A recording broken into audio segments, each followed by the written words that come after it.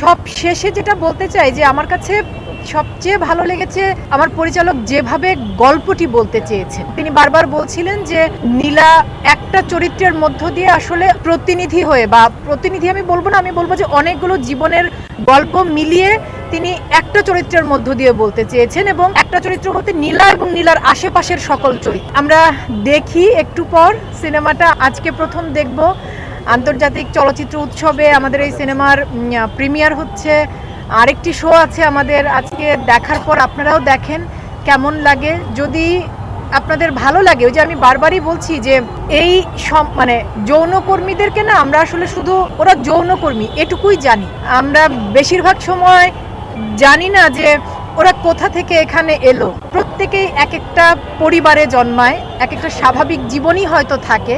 সেই স্বাভাবিক জীবন থেকে ওদের জীবনটা কিভাবে এই জায়গাটাতে এসে আটকে গেল, ওরা কি সারাটা জীবন আসলে এখানেই থেকে যেতে চায়?